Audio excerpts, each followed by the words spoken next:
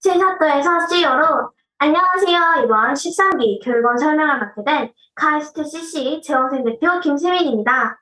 네, 반갑습니다. 저는 지금 해외 연계 워크숍에 카이스트 캠프를 연달아 끝내고 이 자리에 왔습니다. 자, 우선 앞서 말한 실사또는 말이죠. 세민이 4차원 또라이라는 별명으로 친구가 지어준 별명입니다.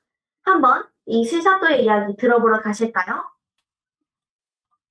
어릴 땐 저에게 두 가지 별명이 있었습니다. 첫 번째는 바로 불나방입니다.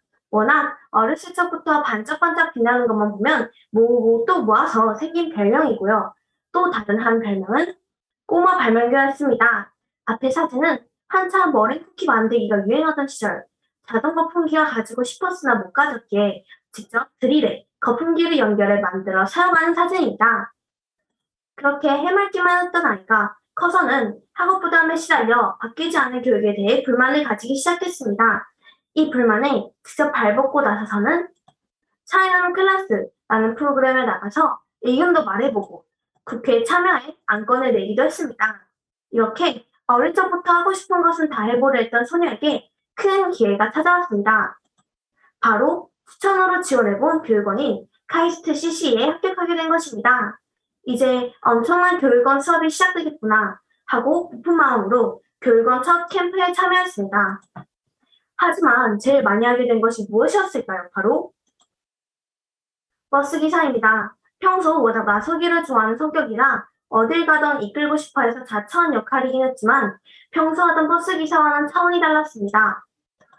학교에서의 버스 기사는 거의 반 강제 기사였습니다. 12명에 가까운 인원이지만 그중 8명이 잠수인 하는 둥 마는 둥 하는 친구들을 이끌고 해가는 모든 과제는 아무것도 아니었습니다. 교육원에서는 일단 버스 운전대 잡기부터가 힘듭니다. 우선 교육원에 온 친구들은 모두 각자의 위치에서 이미 인정을 받고 온 친구들에게 서로 기사를 하려 의견을 내세우기도 하고 심지어는 제가 모듬이었던 곳에선 서로 조장을 하겠다며 연설을 하기도 했습니다. 자, 여기서 하나 물어볼게요. 혹시 나 이거 엄마가 시켜서 간다. 혹은 카이스트 타이틀이 간지나서 간다 하시는 분들은 미리 말씀드리겠습니다. 도망치세요. 빨리. 진심입니다. 그런 생각을 가지고 가시게 된다면 교육원의 수업은 결코 쉽지는 않을 겁니다. 저희도 초반에는 서로 자신의 의견을 강하게 주장하며 싸우는 일도 많았죠. 또 어려운 주제에 잔뜩한 조언들에 포기하는 친구들에 실제로 한 모듬에선 온라인 캠프 중 현피를 뜰 뻔하기도 했고 말이죠. 하지만 이내 타협점을 찾고 서로 수용하는 과정을 거치며 매번 성장하는 모습을 찾을 수 있었습니다.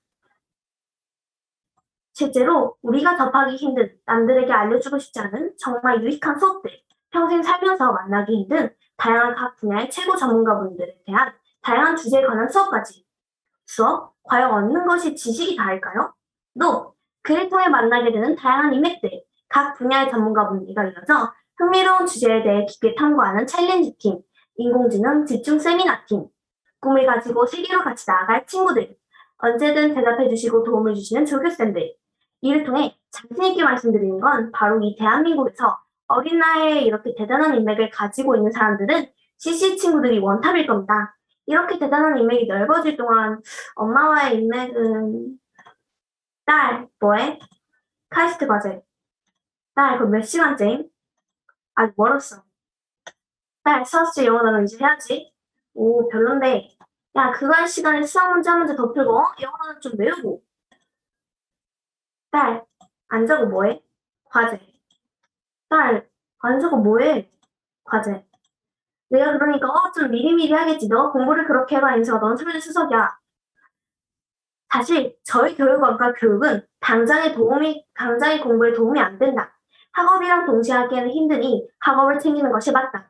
대학에 도움이 안 된다. 그 시간에 학교 공부 더 하는 것이 효율적일 수 있다. 라는 생각을 많이 가지고 계신다. 하지만 지금부터 그 생각을 모두 뒤집어 엎어드리겠습니다. 제가 교육원에 와서 가장 충격받았던 것은 과제였습니다. 저는 과제에서 처음 1점도 받아보고 그 후에는 쭉 5점을 유지했습니다. 그 예시를 들자면 만약 사과를 어떻게 맛있게 먹을까? 라는 질문이 나왔을 때 1점짜리 단어는 잘 씻어서 예쁘게 잘라서 먹어요. 5점짜리 단어는 사과의 본질은 무엇일까요? 달죠. 그러면 그것을 부각시키기 위해 어떻게 해서 먹어요? 라는 답안입니다. 사실 처음 과제에서 1점을 받으실 땐 이해할 수 없었습니다. 분명 이 과제를 학교로 냈다면 만점짜리 답안이었는데 말이죠. 자, 여기서 차이점이 보입니다. 학교의 교육에서 만점을 받기 위해선 주제에 표면적으로 보이는 보편화된 답을 조리 있게 말하는 정답이었죠. 하지만 교육원에서는 주제를 탐구하고 이해하여 내 것으로 만든 뒤 그를 창의적인 생각으로 풀어내는 것. 그것이 답입니다. 어디 가서 이런 교육을 받을 수 있을까요? 이런 교육 속 제 대학에 관련된 비전은 점차 변했습니다. 예전엔 나 인서울 할래요. 명문대 가는 게 목표예요. 했던 소녀가 이젠 난 기업가가 될래요. 그것을 위해 어떤 대학, 무슨 과를 가고 싶어요.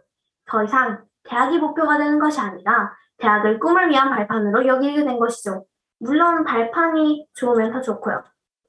또 이런 팀 과제를 하면서 자기 주장 센 친구들 사이에서 존재하는 보살급 수용 능력과 인내심, 그를 하나로 모으고 최고의 결과를 만들어내는 협력심을 정말 많이 기를 수 있었습니다. 여기 하나 예시입니다.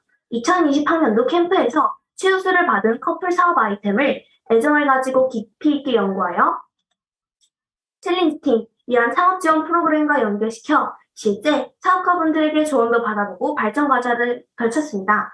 여기서 끝이 아닙니다. 이것을 글로벌 창업 역량 강화에서 연수해서 한국 대표팀의 아이디어로 내고 이에 관해 해외 대학생 언니 오빠들과 논의시켜 CAPR로 더 세계화에 맞춰 나가 MBU로 많은 해외 교수님들과 논의해 아이디어를 더 펼쳐나갔습니다. 사실 캠프 수상 아이디어로 그칠 수 있는 사업 아이템이었습니다. 하지만 저는 이것을 단순히 아이디어로 남기지 않고 실사업화까지 세계화까지 이끌어갈 수 있도록 끈질기게 또 집요하게 피곤하고 성가신 일일 수 있지만 최선을 다해 이끌어갔습니다. 왜였을까요? 부모님, 그리고 누군가가 시켰기에? 아닙니다. 저희 부모님은 저를 이렇게 막으셨으면 막으셨지 시키실 분들이 아니었습니다. 아니면 단순히 학업에 대해 흥미가 있고 공부하기를 좋아해서? 이 또한 아닙니다. 그러면 저를 이렇게 움직인 요인은 무엇이었을까요? 딱 세 가지 요인이 존재했습니다. 첫째, 흥미로운 주제입니다. 이는 우리가 이끌어갈 미래 사회에 관한 기술에 대해 실제적인 배움이 학교의 딱딱한 교육 과정을 넘어서서 혁신의 중앙에 있는 것 같은 희열감을 느끼게 해줬기 때문입니다. 둘째, 환상의 팀워크입니다. 동기들과 함께 각각 다른 생각을 잘 조합해 나가고 또 타협점을 찾아 새로운 아이디어를 형상화시키는 사업은 학교 친구들이랑은 죽어도 못했겠지만 카이스트 동기들과는 가능했습니다. 심지어 과제를 발전시키는데 조원들은 아무도 시키지 않은 밤샘을 다 같이 자율적으로 이끌어내는 일도 많아 이런 사회적 힘이 생겼다는 것에 대해 정말 뿌듯하기 때문입니다. 셋째, 조교쌤들과의 연계. 조교쌤들, 즉 우리 수료생 선배님들은 저희가 과제를 하다가 문제가 생겼을 때 언제나 발벗고 나서 주시고 다들 각 분야에서 전문가로 활동하고 있어 실질적인 도움을 언제든지 구할 수 있어 든든하고 늘 지지해 주시기에 더 열정을 가질 수 있었기 때문입니다. 저는 이제 이 교육으로 불나방이 아닌 세상의 빛을 이끌어가는 빛이 될 것이라는 목표가 생겼습니다. 혁신을 따라가는 괴짜들, 다 어떠셨나요? 이런 차원이 다른 교육, 거기가 어디입니까? 바로 가슴이 웅장해지는 카이스트 IP 영재빈 교육원 많은 참여 부탁드리겠습니다. 감사합니다. 이상 질문이나 교육원 다니면서 궁금한 점 있으면 언제나 아래 메일로 연락 주세요. 안녕!